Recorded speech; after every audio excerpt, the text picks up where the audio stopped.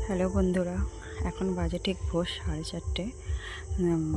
কালী পুজোর পরের দিন আমাদের এই নিয়মটা আছে, জানো তো।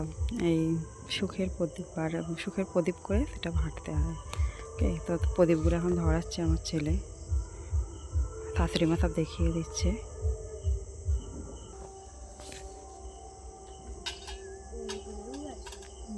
প্রদীপগুলো তো ভালো করে বোঝা যাচ্ছে না ফোনে, খুব সুন্দর লাগে।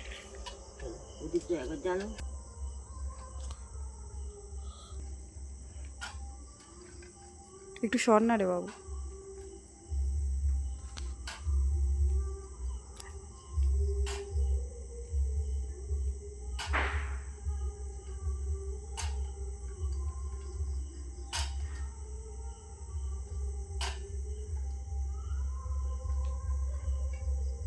শাঁখ বাজিয়ে দে বাবু।